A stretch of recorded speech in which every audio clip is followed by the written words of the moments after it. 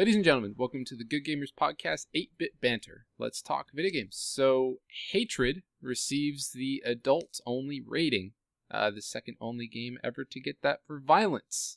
What do you guys think? I'm shocked, actually. I know it's a very extremely violent game, but it does not seem like it deserved an AO rating. I can understand where some people might be coming from with the people who gave it that rating, but at the same time, I want to call bullshit, because there are games similar to Hatred that are not rated adult only.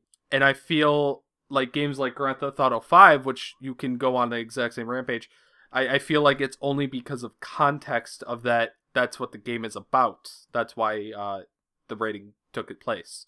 At the same time, though, context kind of is everything, because when you look at any other game that doesn't have an adults-only rating and has a shit ton of violence like that, they all have something that kind of lowers the impact of the violence on screen towards innocent people, because for Grand Theft Auto and Saints Row, those games are very satirical. The innocent people are just, like, they're fucking crazy on their own. They just kind of do their own things. Some of them even pull guns every once in a while. But due to the humor behind it and the fact that it's all satire, it's less impactful to see that kind of violence rather than something that it's literally just killing innocent people and being encouraged to do so. So I can kind of understand the thing behind it. To be honest, I feel like the big thing, though, really is the encouragement of violence, and that's the thing. This is the second game ever to only get the adults-only rating solely for violence, as Chris was saying. The first was Manhunt 2. Now, Manhunt 2, I can't talk about, because I'm not aware of why it received the adults-only rating in America, but it was banned in the UK, and the reasoning behind why it was banned was because the game itself promotes you killing people. Now, the way that it does that, if you played Manhunt 1, you have a person in the back of the head always talking and things like, oh, go and kill these guys, it'll be great. Oh, I can't wait, you're going to die so badly, Cash. Whereas in Manhunt 2, it's like the literal voices in your head, like sort of Tyler Durden character, going, kill him, kill him, kill him, beat the fuck out of him. And that's the difference. Now, Hatred, obviously, the way, from what we can gather, it looks very arcadey, and it might have like a point or scoring system. If you're scored in killing innocents, and innocents are, you're not penalised for killing, as opposed to just killing police officers and stuff, that I can understand.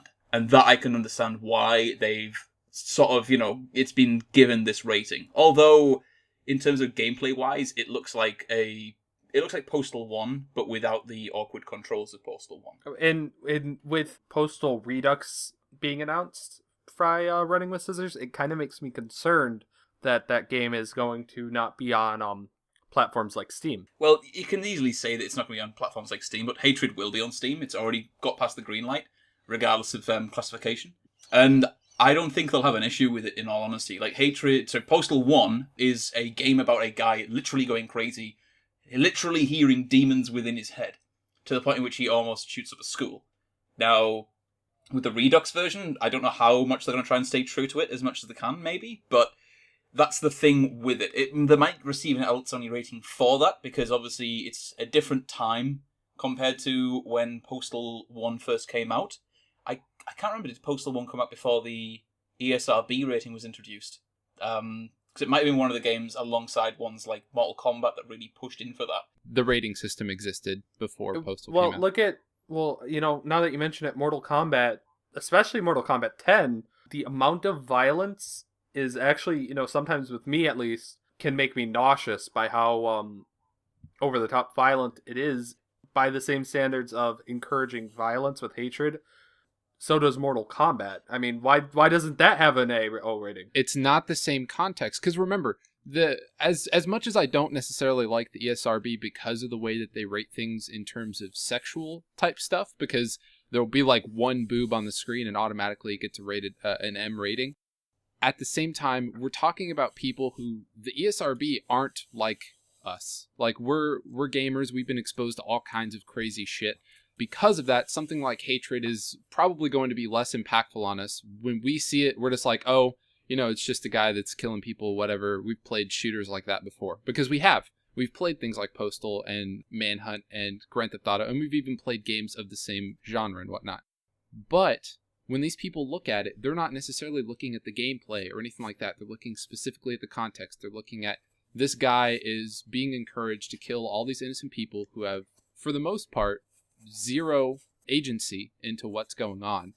And because of that, we don't even know anything else about the game other than the small gameplay trailer that's come out. It could be there's a bunch of other shit in there that garnered the adult-only rating past what we just saw in the trailer. That's very true. It's the thing, like, there's a lot of things about Hatred that make me interested in the game, and I'll be honest, there's a high chance that it'll be not allowed classification in Australia if the violence is realistic. In terms of, like, because that's the thing, like, the second that you have anything, like, even remotely sexually violent in Australia, it's banned. It's how the system is set up itself. Now, with Hatred, it'll be interesting to see if it does make classification, because games in the past over here, they have been banned and then reappealed because the over-the-top gore has been said, well, the over-the-top gore of something like Mortal Kombat isn't realistic. Therefore, that's okay, because it's cartoonish. Now, Hatred looks quite realistic. I'm not, because, like, you know, it's like with the executions that you have, it'll be interesting to see if the game's any decent over the amount of fucking outrage and coverage it's gone. Like, certainly they've done very well in terms of getting on Steam and in terms of actually getting a lot of support from people. But I don't agree with the whole idea of buying a game just because of its controversy. I want to really wait and see if the game's any decent before people sort of, you know, want to decide if it's going to be worth their dollar or not, instead of, you know, because you see a lot of people on the Steam store itself that are wanting to buy it just for a free speech issue, which I think is a bit misguided. You know, if it's a decent game, that's when you should get it. You should be waiting for the reviews of them. Exactly, yeah. Well, I think, actually, you know, this kind of shows a problem and the flaw within the ESRB, because it doesn't make sense to me to have an M rating and an AO rating when essentially what an AO rating is saying is, you know, adults only 18 and plus. Mature ratings are saying 17 and plus.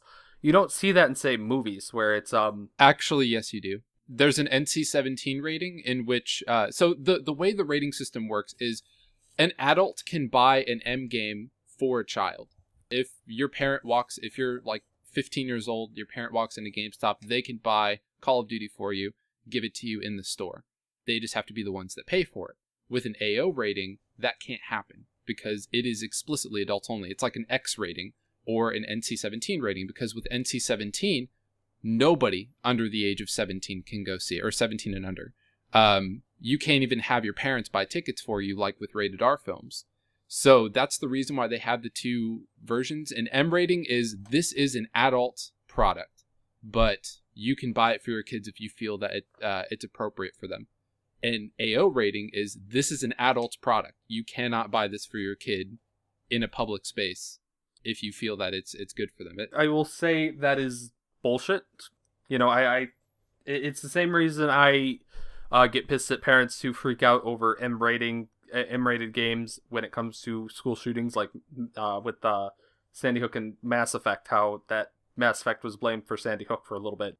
You know, it needs to be parents' own responsibility in that regard.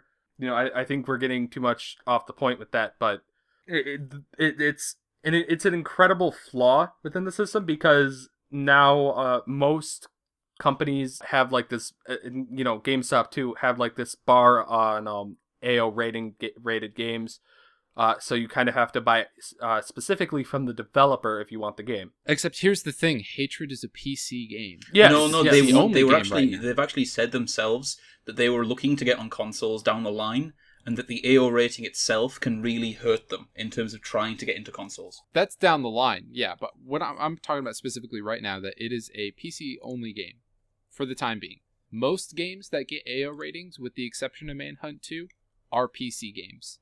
That's true. Because of that, the issue of the AO rating doesn't really apply there. It doesn't really apply to any kind of digital storefront. In reality, yes, but at the same time, a lot of companies that make a game actively avoid the AO rating as best they can. You know, if Grand Theft Auto were to get an AO rating, it would be dialed down so it would get at least an M rating. Well, no, this is the thing, though, you need to understand. The reason why they do that, obviously, is because of sales. And then if you look at, like, say, the movie industry, really quickly, PG-13 is what they go for instead of 15-rated movies. Because that's, like, what the big focus is in terms of how many people can buy it. The difference between movies and video games, though, is that, like, video games aren't played in an open auditorium towards a lot of people. You know, it's a personal thing. It's like a book, basically. It's something that you sit down and you consume yourself. Now, the problem with it, though, an adult-only rating basically means that you cannot be really stocked as a physical copy, and no one would want to actually have that on their shelves and stuff, because, especially in Australia, I mean, look at what happened with Grand Theft Auto 5 over here, in Target and Kmart. So, it's a problem for them in terms of console sales. Now, in terms of the PlayStation Network, they can obviously say that the user bases of things other than Steam, like, I don't know, like the PlayStation Network and the Xbox Live Arcade, that can then be accessed by kids.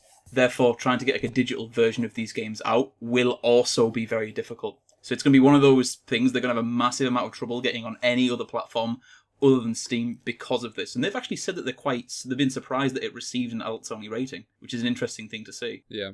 And at the same time, though, like, this isn't necessarily something that's new in terms of a rating system, the way the AO system is set up, because, like we mentioned, the NC-17 rating and the X rating, films with those ratings usually don't get released in theaters for a specific reason, and that's because the sales on them would be abysmal compared to the sales of an R-rated film or a PG-13 rated film. It's the same thing with AO games.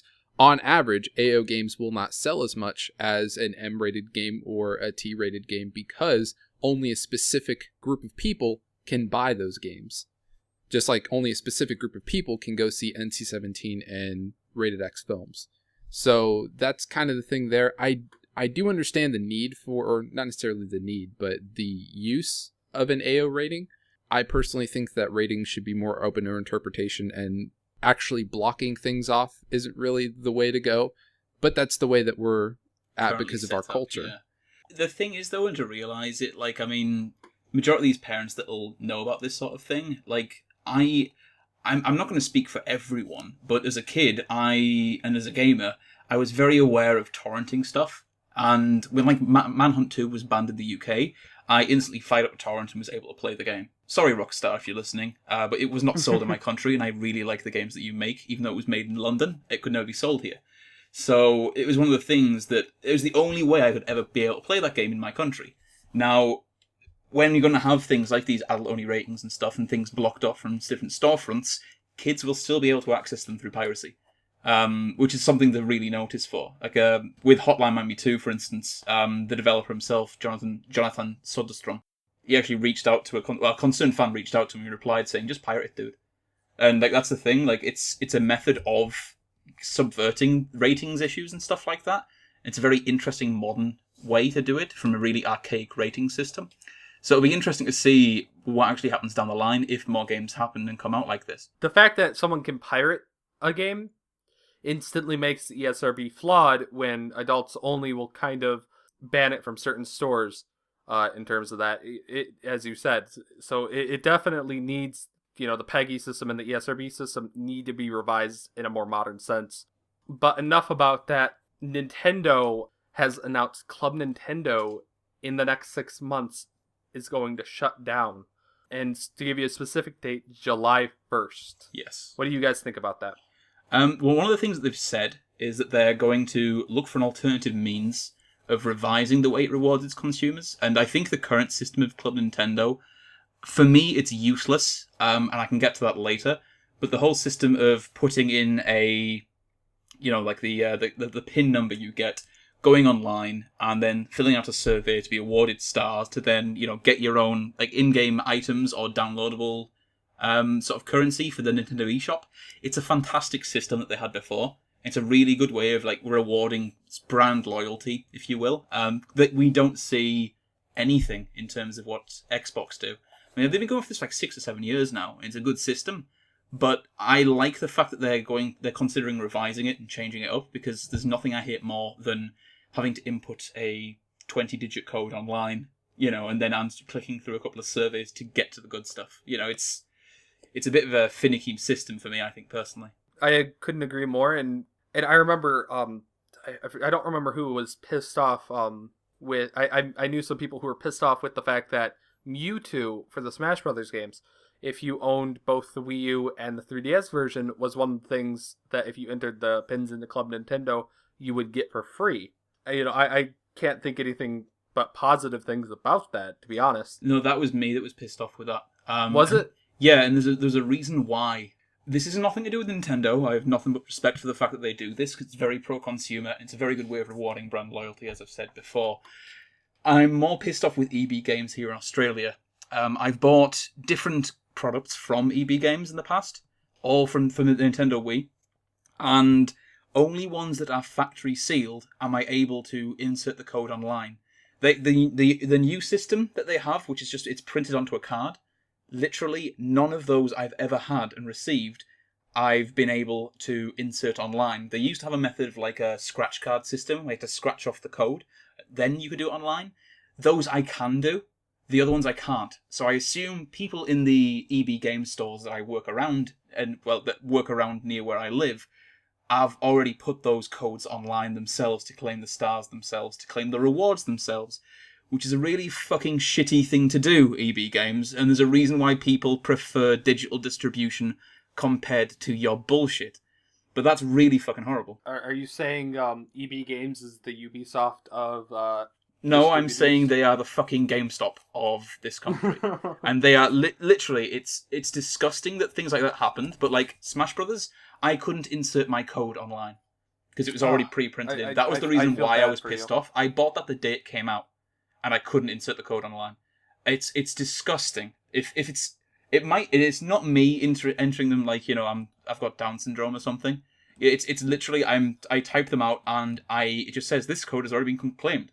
Every single fucking time. And it's getting to the point where it's making my fucking blood boil. Whereas when I bought the Ubisoft title Zombie U, it had the scratch card code on it, because it was an old game, picked up for like, $10? And that worked online.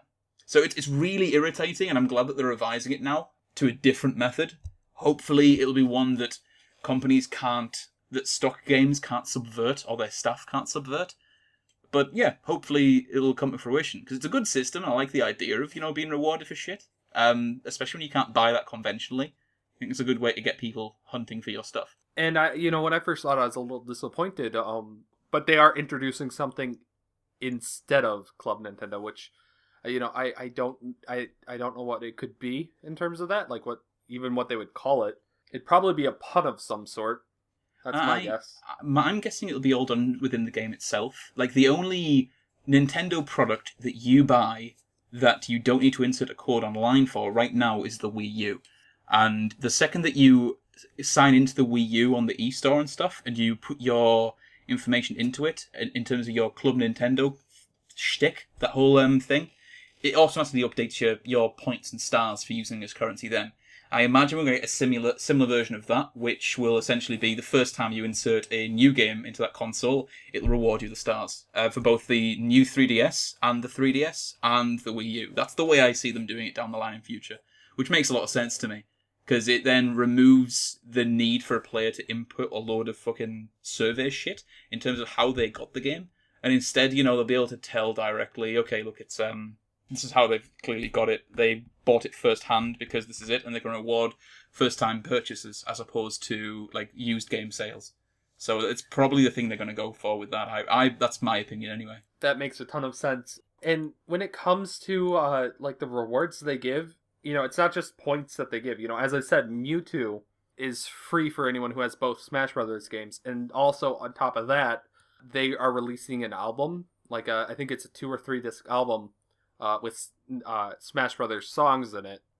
Yeah, they've done it in the past. They had like the Wonderful 101 soundtrack, and they've had soundtracks to like Mario Galaxy and stuff that sell on eBay for quite a lot of money. And like they're all exclusive things, which I like. And you can also get like like a goofy backpack sort of stuff, and you can get like Mario hats and this, that, and the other. But like I like the fact that storefront always constantly changes. But yeah, to everyone who's watching now and wasn't unaware of this, July 1st is when, if you have currency just sitting in your account, if you haven't spent it before then, it's gone. So you'll have to look at something that you want to grab quickly. Or if you haven't even heard of Club Nintendo, yet you have a ton of Nintendo games. Well, one, I don't know how you haven't heard of it, because it's on everything they purchase, or everything they market. You should enter the codes, because it's probably, like, when I first started my Club Nintendo stuff, I had a whole backlog of games I went through. Yeah. And you got 6 months, basically, to get on it. Which is, it's a good enough time. I'm glad that it's like 6 months notice is a lot of notice to cancel a service like that, so I respect how quickly and early they've said it.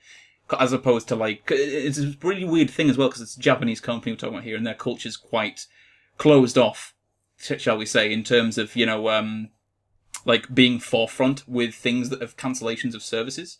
Because they usually keep it quite under wraps, and usually it's like a 2 weeks notice or something like that we usually get, or very sometimes even like no notice, like when Nintendo did the patch notes for Smash Brothers. But that's another story completely. I would be livid with Nintendo if they were to cancel it like 2 weeks from now, because as a lot of things I entered codes for that have specific rewards are coming out in I think May and April, so it would. It's very the reason close. why they put it so far back is because I can't think of anything past July or in July even that is a specific reward like DLC or like a soundtrack or whatnot that is actually a past that date that would release. Yeah, I'd agree with that. But no, like speaking of old archaic systems being subverted and changed, let's talk about Elder Scrolls Online. Now it's gone from being a subscription service like it has been quite recently. It's now changed into a buy-to-play model. It's very similar to how Guild Wars have always handled it in the Secret World. What are you guys' thoughts on this? Why do you think it's happened? What's your opinion of it? Are you going to actually jump into the game now? What? I'm going to get the game now. I'm not going to get it like tomorrow or the next day. I'm going to get it during Steam sales because I saw the game during Steam sales for I think $20. And it was tempting, but I knew for a fact that I'd get only a month of that game. And I didn't want to pay for a game that I hear is kind of shitty, even though I'm a big Elder Scrolls nerd. Like, it's something that the second I heard it's going to be free to play, I want. It's not necessarily shitty. I've owned the game for about a year now, and I would say that the only issue with it is the subscription doesn't justify the continued content, which is one of the reasons why I think they went buy to play, because as a whole, the subscription model has been failing. Subscription numbers for the entirety of the MMO realm have been dwindling down for the past few years. And because of that, I mean, even WoW hasn't even seen the same kind of numbers that it used to, because less and less people are doing subscription-based services. Warlords of Draenor gave it a very big bump again, but like it gave it a bump, but it's not ever going to see the same numbers that it did. Oh no, certainly, but we are talking about a game that's existed for nearly 14 years. So 10 years. 10 years it's existed now. They did all the 10-year anniversary quite recently, 2004 to 2014. So, it's been out for a fair long while, to say the least, and it still has an active player base that still are paying subscription services, and it does get a lot of content, quite a lot. But no, bring it back to Elder Scrolls Online. So with Elder Scrolls Online, as a buy-to-play game, I would say it's worth it, to be honest, because through the first 2 months that I played it, I liked it. It was kind of fun. It didn't have any kind of draw for me to keep paying money every month in order to keep playing it. Now that I know that it's going buy to play, since I already own the game, I'm going to go back and definitely play a lot more of it when it changes over to that model in March. But I think the huge thing behind it is just the fact that MMOs are getting more expensive to produce. Less people are subscribing to them as a whole, so subscriber numbers aren't going to be that big for new MMOs anyway. And it probably made economic sense to the company. Do you think that they're going to load it up with microtransactions and things like that? I don't think so. I think what they might do is just use expansions to justify the buy-to-play model. Yeah, the additional costs and whatnot. Because that's what Guild Wars did. They used expansions in order to justify their continued. I wouldn't call them expansions personally. Like they were like the other two was 3 Guild Wars spin-offs. And each of them were its own self-contained world. You didn't have to own the first Guild Wars to play the second. But if you had the second, then you could jump between both worlds. So things like that, I'd prefer them if they go down the line of that doing, but I wouldn't see them doing that, personally, because it makes more sense for money purposes to do, more bullshit things. Do you think, and this is a lot of speculation in terms of that, but do you think that might mean Fallout Online might not become a thing? Because if you guys have forgotten, Bethesda had to get the rights to the title Fallout Online back. And they I remember that, yeah. And, it was speculated for a long time that it might be in development because Elder Scrolls and Fallout being the two biggest RPGs that they have, changing it to an MMO might have made logical sense if it kicked off very well. Well, it's not that they needed to get the rights back. They owned the rights to begin with, but they licensed it to Interplay, and Interplay couldn't do it in the time span that was allotted. Because of that, I don't even know if a Fallout Online was really on the table. I don't think it'll work.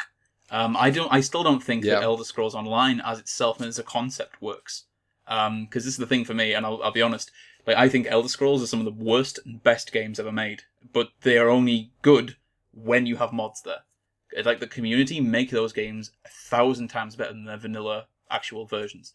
And that was the problem that I had, like a massively multiplayer online Elder Scrolls game. Like, an Elder Scrolls game for me is like, I am the one person that this entire world revolves around. You know, I'm the person that will decide what happens to the Thieves Guild and the fate of that. Or I'll choose the winner of the civil war in Skyrim, you know, or I will choose which house rises to the top in Morrowind.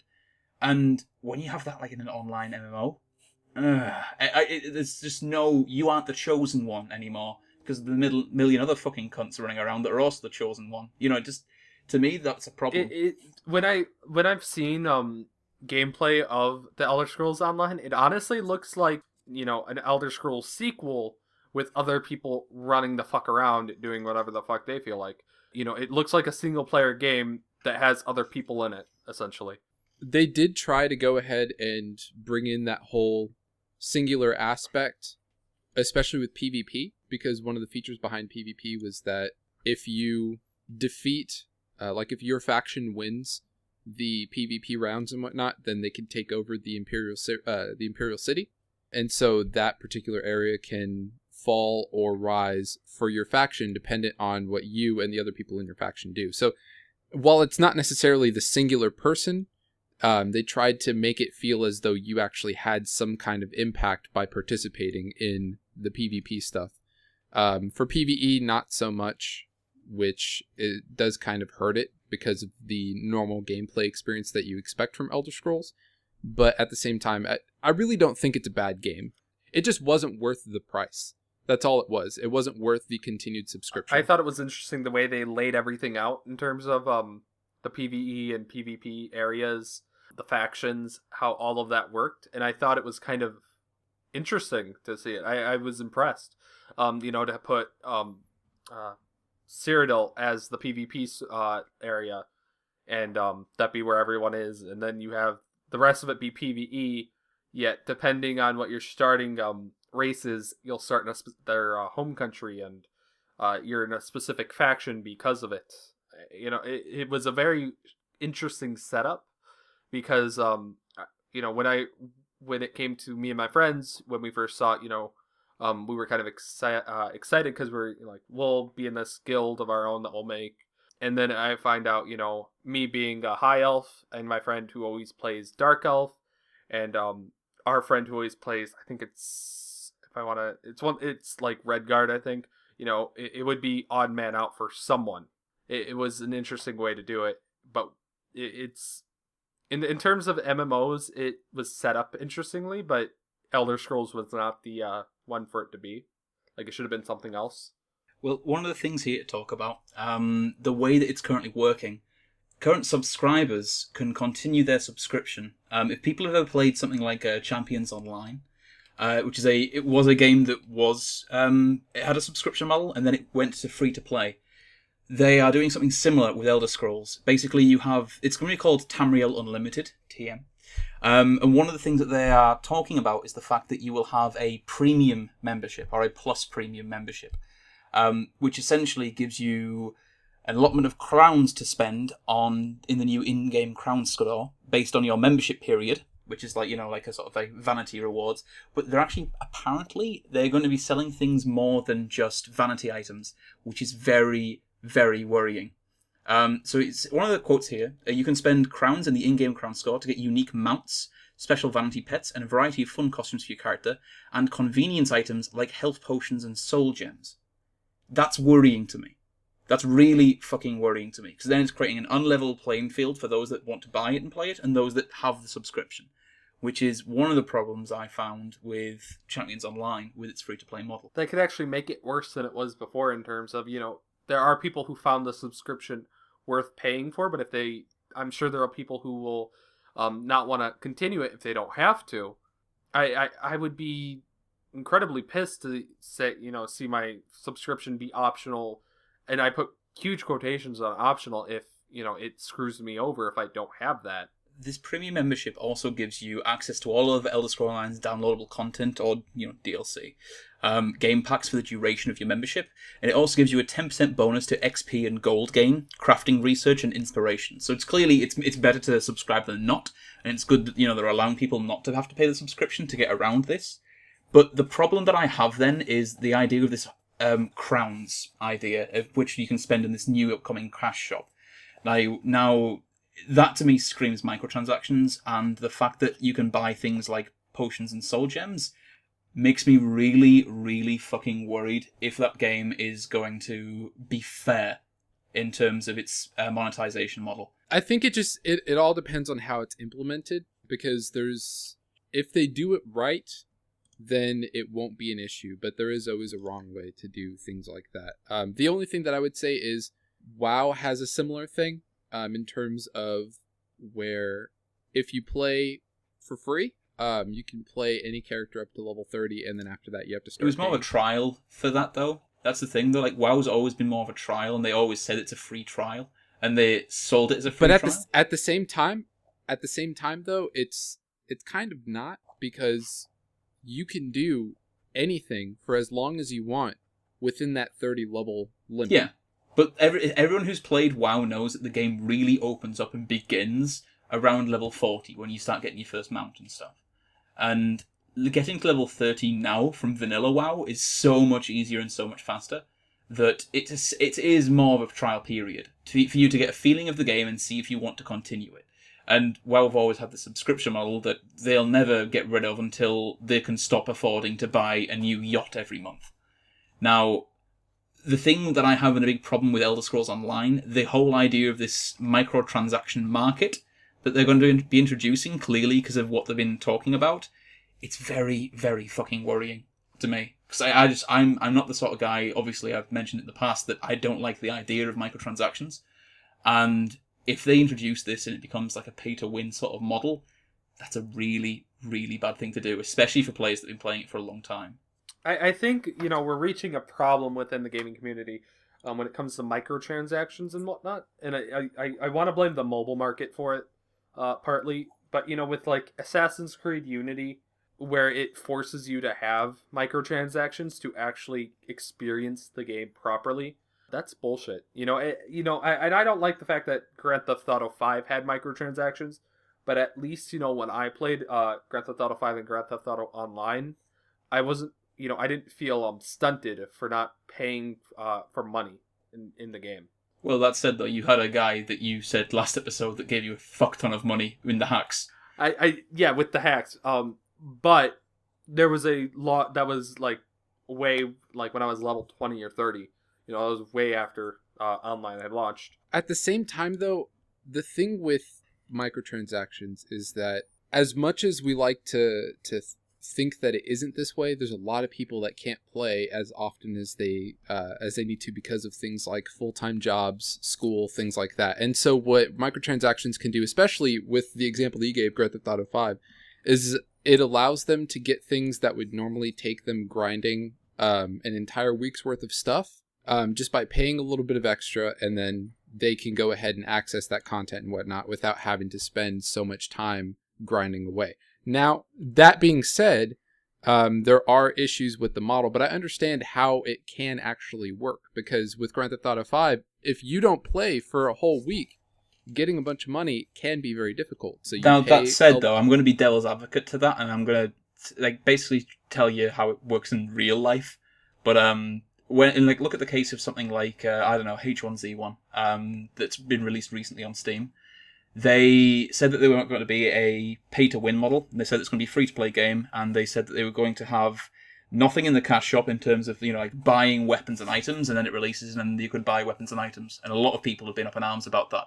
Now, in the case of that, what's going to happen down the line is you're going to get one little rich cunt that's going to buy, or one little, twat that his parents left their bank card discarded, and he grabs it, and he'll run around like a man possessed, buying everything, spend about $100 on microtransactions, and then run around with every fucking gun in the game, completely untouchable, ruining everyone else's day. Now, it depends on what sort of thing they make available for Elder Scrolls Online, but at the same time, having that idea to be able to be better than other people solely through you buying things and spending more money in the game is a horrible experience for other players. And there's a really fine line you need to draw with it, because if someone can do that in the game, then it removes the fun for all of the players, and they will stop playing it.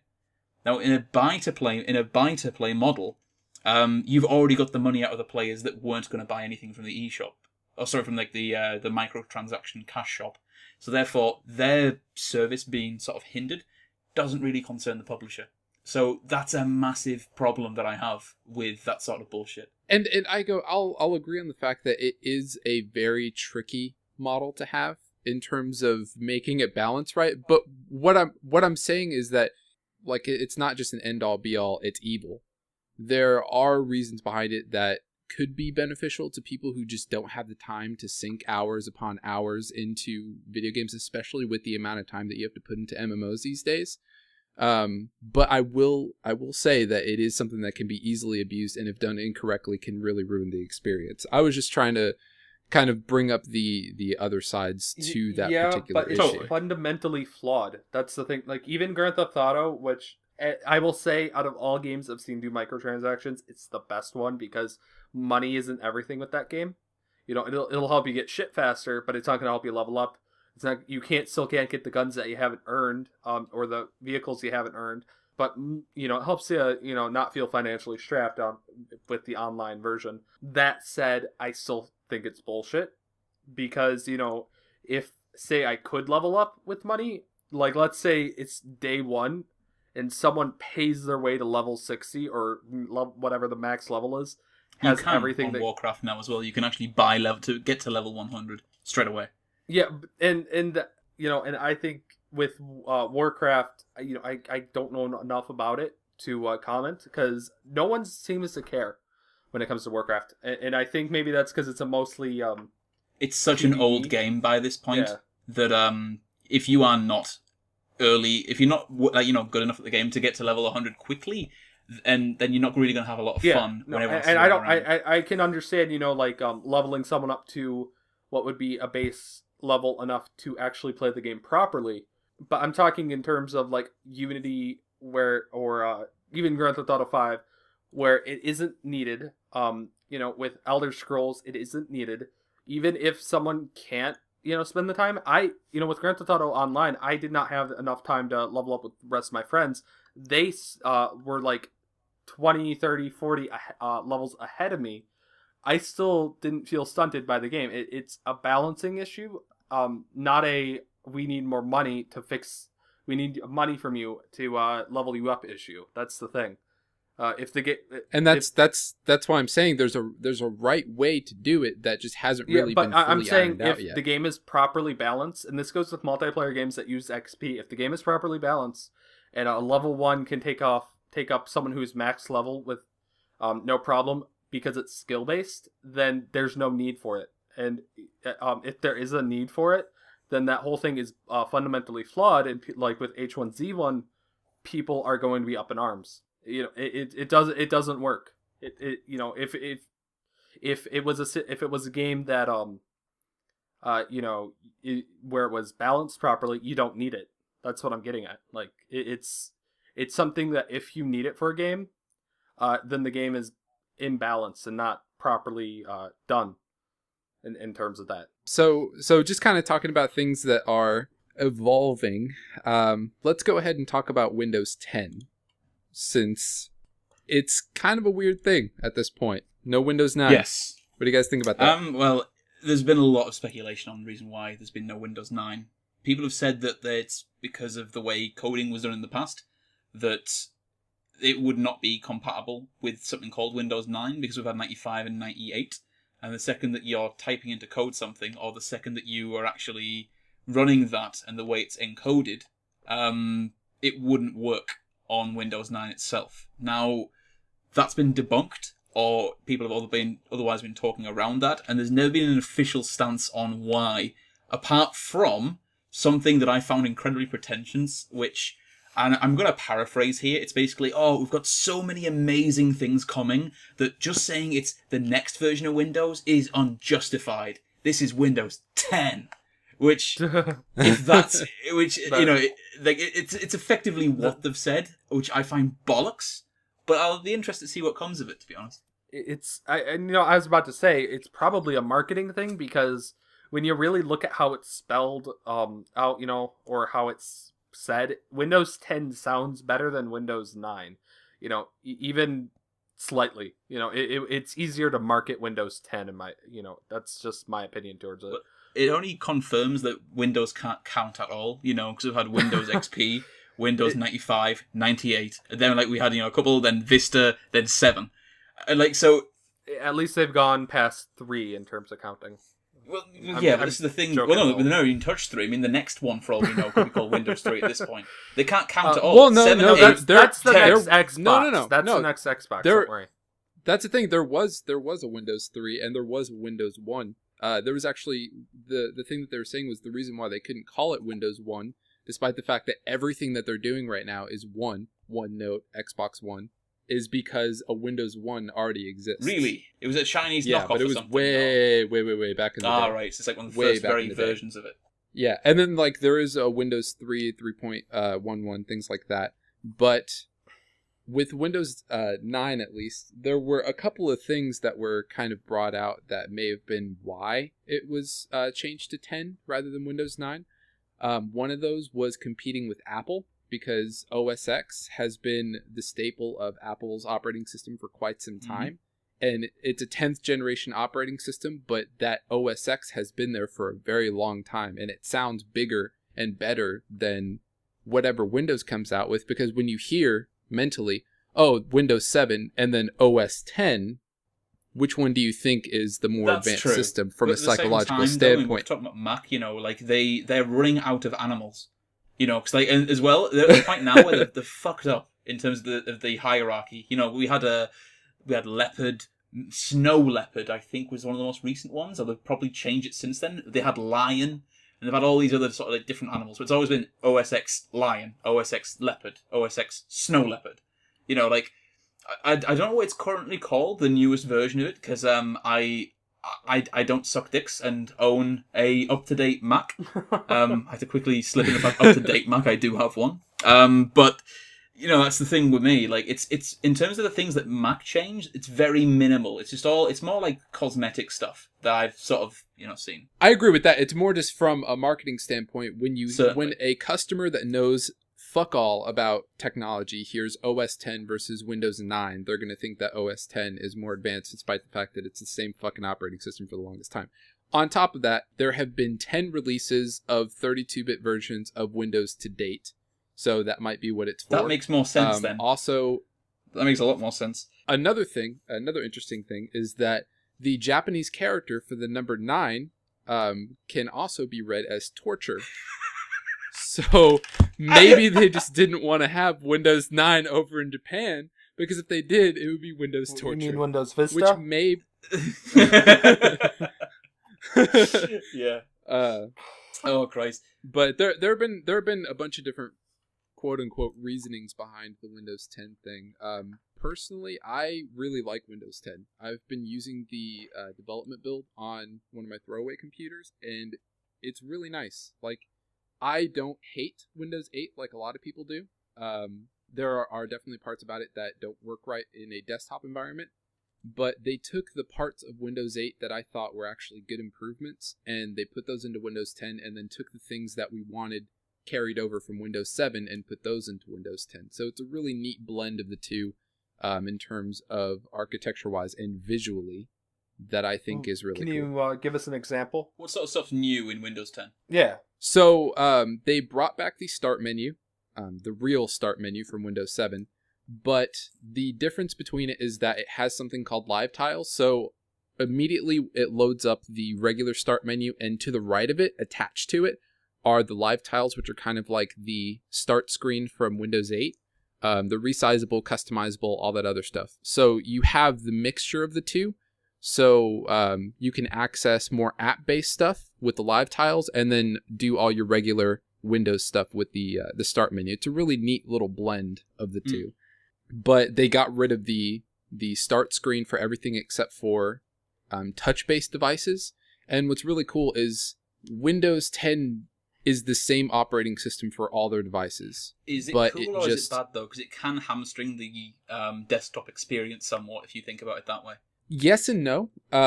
Because what they're basically doing is when it's put onto other devices, it tailors its experience specifically to those devices. So what you have is you have an operating system that when you develop something for it, you can easily port it, quote unquote, to another device just by changing around a couple things and making it accessible on that device. Because instead of having to do something for Windows 8 and then port it to Windows RT, which is what most Windows based tablets are, and it's a nightmare to port anything between the two, instead you just have to write something for Windows 10 and then change around a little bit of it, and it's available on tablet now because it's the same operating system, just of a lower caliber.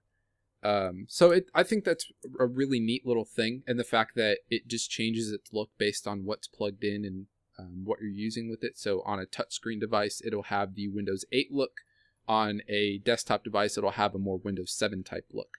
So it's kind of interesting the way that they have it. Well, one of the things that I've noticed about it, now you pretty much you already know my experience and my thoughts on Halo, don't you? The fact that I think it's one of, if not the most overrated game of all time, and game franchises of all time. We've definitely talked that out quite a lot. Argued about that, and I've definitely won every single time. We'll find out, but yeah, I strongly disagree with you. But this is the thing: Microsoft seem to also fucking love it, because we've had Microsoft Cortana, which is their version of Siri, in which if you, like me, cannot be asked to use a touchscreen keyboard, you can shout at your computer and it can misinterpret what you're saying. You know, so like it'll be the voice interaction like Siri. You can ask it a question and it can do something for you that isn't what you actually ask. You know, you'll ask Siri, how do I get a taxi here? And she'll say, did you mean you want to play the Pet Shop Boys? No, Siri. Okay, it's essentially that. The newest version of the Internet Explorer browser is going to be called Spartan. Which makes me think, I wonder if they're going to call, Microsoft Office, that we're going to have, instead of Word, we're going to have Elite. Instead of Excel, we'll have Brute. Instead of, we'll have Banshee instead of PowerPoint. I don't know if they're ever going to stop this, but I find it weird. Because instead of having Internet Explorer, what is it now, 10 will be the next one coming out there?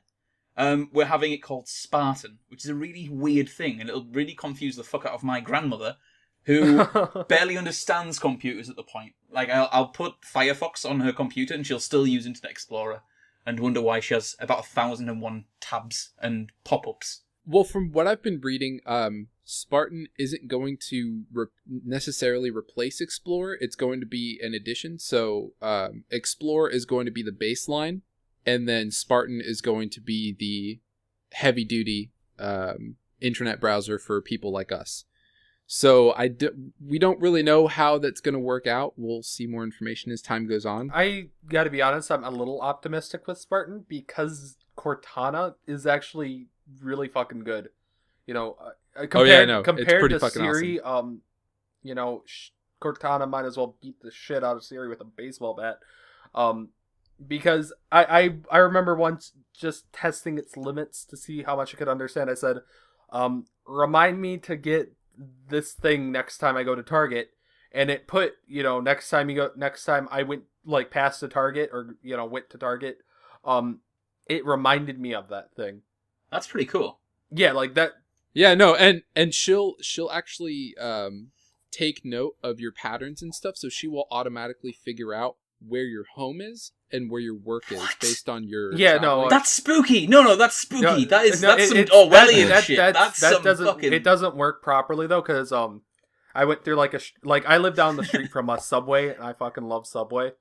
So if I have nothing to eat, I'll just go get that. It got to the point where at the sex shop No, Siri. I don't work at the pub either, Siri. Exactly, like if you regular a place, it's gonna assume you work there. It's really weird. That's creepy. That's really creepy. But one of the things to bring this back to gaming and stuff, because there's the chance that there's a large portion of our audience that have nodded off, going, I don't give a fuck about this. You know, I play on a console. To bring it back to gaming very quickly, one of the things that Microsoft have said is that they're going to have more of a focus on actual PC gaming. Now, is there any sort of evidence of this, Chris, with you looking at Windows 10 in terms of like, is it better optimized and work better with games? And I know you said you're running on a throwaway PC, but it'll be interesting to see if they've actually, putting their money where their mouth is, as it were. So with what I have on the development build, I've only run maybe 2 or 3 games on it, so I can't really say too much for sure. But Windows 10 is a lot more lightweight than Windows 7. It's probably just as lightweight as Windows 8 because Windows 7 is very much more resource intensive, and because of that, with a more lightweight OS, that frees up the computer to do more with the games. Windows 7. So Windows 7 is actually pretty bad in terms of gaming. Actually, I actually had to tone a lot of the settings down in terms of I like to customize my PC basically. Yeah. I don't want mine looking like Windows 98, but you can have that option. But I fucking hate the look of Windows 98 for some reason. Anyway, Chris, get back to the point. So what have they done to make it better? Like the question I was asked. So they removed kind of the clunkiness of Windows 8 in terms of accessing games and installing games. So it's very much like Windows 7 if you're used to that. Installing and running games is just as easy as 7 is. But since they haven't really had a chance to really implement their store or anything like that for games, there isn't a whole lot as of right now. I think that's just because the development build isn't focused on that. But since it's a very much more open system and everything, there's a lot more that they can do, especially with how they have the operating system set up to be really modular and the live tiles and the start menu and all that other stuff. So I can't really say for sure. That's all I'm going to say. As a gamer that plays quite a lot on PC, I think I can speak for most PC gamers that 4 words terrify them whenever they are going, or 5 words, whenever they're going to actually be getting a game, which is games for Windows Live support. Now, do you think we're going to see another one of those with Windows 10? Because they've been mentioning about this Xbox server inside the actual Windows 10 itself. I've been reading up on the fact that you can, for some reason, stream your Xbox to your PC, which doesn't make any sense to me. Stream something that's about a third of the strength of your PC to your PC. Well, not even a third, really. But it's weird for me, that. I think that's more for people that have shitty throwaway laptops. But as far as a Windows Live, I don't think that they're going to have something like that. They might have something more along the lines of Steam and Origin in terms of a DRM system that is exclusive to Microsoft. Well, that essentially was what Games for Windows Live was. Not really, wasn't it? Yeah, but Games for Windows Live was just really... It was piss poor, it came in the early ages, yeah.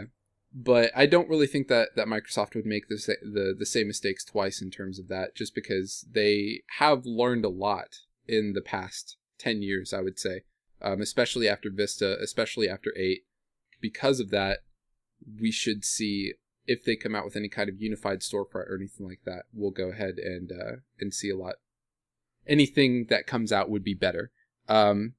Now, outside of that, what have you guys been playing this week? I've been playing the Metal Gear Solid series, and I've been playing Harvester. I'm currently on Metal Gear Solid 2. I've beaten the tanker part. I'm right now at like this weird oil place. And I know it's the main part of the game, but it looks small as fuck in terms of the way the layout is. It is small. It only gets smaller as well. I don't want to ruin it for you, but it's my favorite Metal Gear, that one. But I get why it's smaller in terms of that, and I kind of like it because it's easier to navigate than Metal Gear 2 and Metal Gear Solid was. Yeah. Because it's very, like, it'll tell you where you are in terms of that, and directionally speaking, since there's 2 buildings and all adjacent buildings are lettered, it's really fucking easy to navigate. And now I don't mind that Right On is who I'm playing as, or Raiden, excuse me. Rhydon. Bloody Yes. hell. Yeah. But he Raiden. is really fucking annoying. Why do you not like Rhydon? He's a good character. He's I guess it's going from this broody snake to fucking Rose, what are you doing here? I don't know what tomorrow is. Like it's really fucking annoying. It's one of the things that I think's masterful. I can't talk about that game because it's massively spoiler. Yeah, no, I but it would have a conversation on it probably this time next week when we talk about the next one. But yeah, it's really... There's a reason why it's my favourite Metal Gear, and I'll be honest, I hated it the first time I played it until I was mature enough to understand it. Oh, mechanically, I fucking love it, and it's perfect, I don't mind that I'm not playing as Snake. It's just a Raiden. Raiden. Yeah, Raiden. He is really I can't stand the voice actor. I think that's literally it. What's wrong with the voice actor, Kenton? Yeah, it's Sonic the fucking Hedgehog is playing. It pretty much right is. It pretty much is. But I've been playing quite a few different ones. I'm still running back through everything I bought for the winter sales. I've been playing a lot more of Crypt of the Necrodancer, which is a really weird, sort of mashup of a game. It's a rhythm game and a roguelike dungeon crawler, which shouldn't work, and it really fucking does. It's really fast paced as well, and with roguelikes and stuff where everything moves as you move, it's with the whole rhythm system, you don't really have enough time to sort of think about what your move's going to be making. You have to really do it quickly on the fly, which makes it really exciting and really sort of action packed. But no, I've also been playing through the Max Payne series, which are very good, but at the same time, you should be seeing more of that shortly down the line. But that's probably getting into something too much. Well, I went back to Elite Dangerous recently. I started playing a little bit more of that, just so that I could get back into the groove. And my sci tech has just kind of been sitting on my desk with doing nothing for the past couple weeks. So I decided, you know what? I've been off my Space Sims for a while. I need to go ahead and play a couple more. And I started playing Alien Isolation on the PC for the first time. Oh, what do you think? Because it's leaps and bounds better than the Xbox One version in terms of graphical fidelity and sound design and all this other stuff. Like, it just sounds better and it looks better. I like the thing they do with and it just plays so smooth. Jesus Christ, the how smooth it is just blows my mind. But yeah, it's everything that I remember from the Xbox One version. It's so nice. I like when you use terminals in that game. You have to do everything by the keyboard as well. Like, that was really clever. That was really clever. And that means you have to take your hand off the mouse. So if something's gonna come and fuck you, you have to really quickly. You've got like that whole panic mode of shit. I need to grab the mouse now and quickly do something. So I thought it was really tense for that. I still love the fact that you can die while saving. Oh god, that yes, was a genius gameplay mechanic. Because there are moments where I will start flipping shit because I'm such a pussy when it comes to horror games, especially shit like Outlast and Alien Isolation, and I'll be fucking booking it from the alien and everything, and I'll get to a save point. I'm like, yes, I'm finally at a save point. Start saving, and then all of a sudden, bam, I'm dead. I'm like, shit. It's one of the things that I really like the idea of that game as well. Like the fact that it has save points. Like there's always a point with horror games in which you lose that fear, because you'll start noticing, okay, these sounds are not real. Whereas these sounds are signifying what the alien's actually doing. So, you'll hear one noise it'll just be like a sort of ambient spooky noise, and you'll hear another one, okay, the alien's descended now. And that fear gets removed from you very quickly, but because of the save point system, you still have that mechanical fear. Because you're not getting thrown autosaves all the time, so it's literally, okay, if I die now, I lose an hour's progress. Fuck. So, you have to be really fucking scared, careful for that. I really like that with the game. Yeah, no, it's really, really fun in terms of the way that it implements that. So that about wraps it up, and I completely forgot where to go from this.